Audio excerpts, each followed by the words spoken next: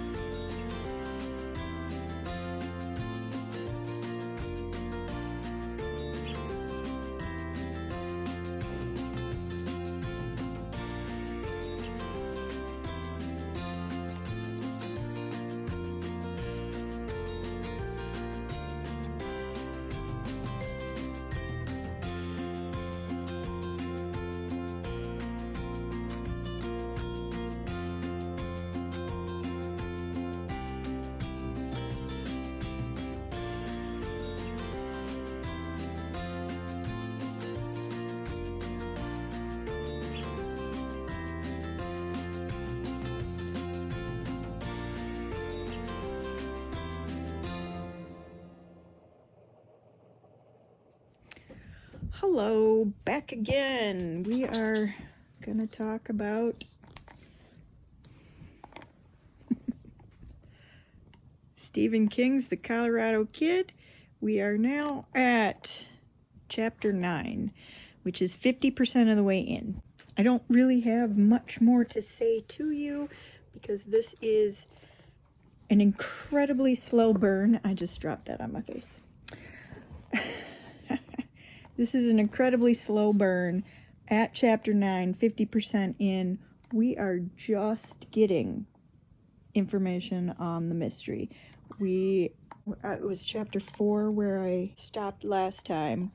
So these last 4 chapters have been, the newspapermen have been sitting out on the patio with Steffi, and they've been telling their story, but it's still just background of the town and the 2 teenagers who do find the body on the beach. After 4 more chapters, we have found the body, and the body has been taken away to get its autopsy, but it hasn't had the autopsy yet. So that's really all we got, just more background on the island and other people at the island. Stephen King wrote, and this makes me a little bit scared for this book, the rest of this book. It's a slow burn, which isn't my favorite, but so far Stephen King's writing has kept me in it. But he wrote, quote, "But sometimes a thing happens. Like 2 high school kids on their morning run finding a dead body on the town's prettiest beach. And you say to yourself, there must be a story in that. Not just reporting what, why, when, where, and how, but a story. And then you discover there just isn't. That it's only a bunch of unconnected facts surrounding a true, unexplained mystery. And that, dear, is what folks don't want. It upsets them. It's too many waves. It makes them seasick." And that is what this story is. It is a bunch of unconnected facts that don't make a story. And so far we've gotten information about the crime scene intern who got connected to 2 cops that were basically crap and treated him like crap, and he was on the scene of the dead body that was found. We got a little bit of his story. So far that's it. I'm slightly afraid that this is literally going to be just a bunch of tiny little stories that don't really connect into a story, which is basically what Stephen King wrote there, which means that I probably won't end up liking this. But who knows? So far, I'm still in it. I'm still okay with it. We're 50%, so we'll see what happens. But I don't really have much more to say than that, though I think, 5 minutes of rambling on, that is something. And I will get back to you either at 75%, or again, if there's nothing going on, I'll get back to you at 100%. So, see you when I see ya.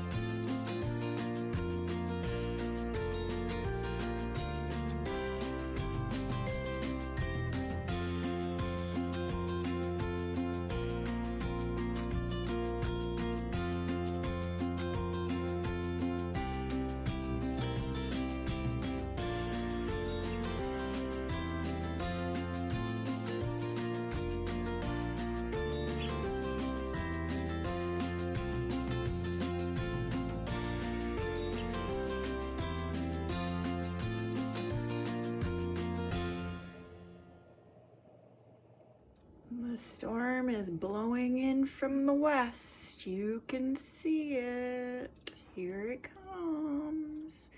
Okay, so I am now close to 3/4 of the way into The Colorado Kid, and we are at a point where it says this is where the through line ends.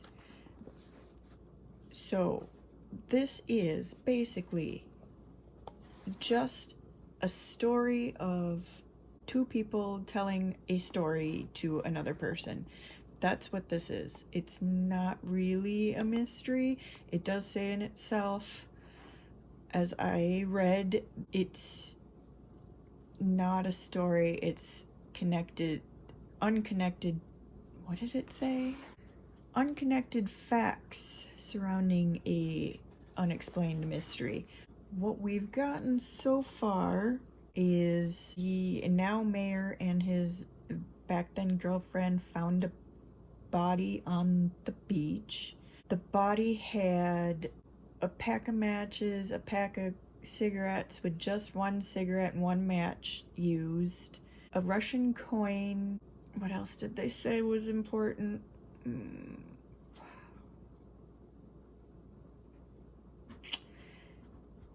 He had died, they're assuming, by choking because he had steak caught in his throat. The intern that they gave the little side story about is the one who gave the information about identifying the man. The two policemen that he was following around gave him the evidence bag, told him not to look into it, just to take it and make sure, chain of custody, sign it, blah blah. Well, he looked into it and he saw all this stuff, the Russian coin, the one match gone from the book of matches, the one cigarette gone from the cigarettes. He had some money, and a year and a half after the body was found, this guy, the intern, called one of the newspapermen and said that he remembered something about the pack of cigarettes. Every pack of cigarettes has a state tax stamp on the bottom of it, and the one from the guy was not from Maine. So that is how they found out he was from Colorado.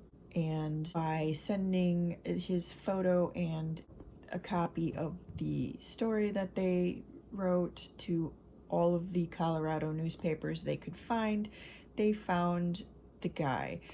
The Colorado newspapers ran the story. His wife saw it and called them, and we got to the point in the book now where the wife has showed up in Maine to get his effects and whatnot. He was, let's see if I can find it. Found it. Oh, they had sent a fingerprint man to the wife's, her residence, to see if they could get fingerprint to see if it was him for sure. And this is after the prints had been processed. We knew for sure who John Doe, also known as the Colorado Kid, really was. James Cogan, age 42, of Nederland, Colorado, married to Arla Cogan, father of Michael Cogan, age 6 months at the time of his father's disappearance, age going on 2 years at the time of his father's identification. So that is where we are at this point in the story. So far, not a mystery, which is a little weird for a hard case book, but that's okay. I'm not hating it. It's not what I expected, but Stephen King's writing of the three characters we're basically following, the two newspapermen and Steffi the intern, is good enough that it's keeping my interest. But like I said, it now is to a point where the through line ends. So at this point, I expect it to become odd, and I'm looking forward to that, because at this point it's just been a basic story of people talking to each other, two people telling a story from the old times. And now I'm ready for something odd, so I'll get back to you when I finish.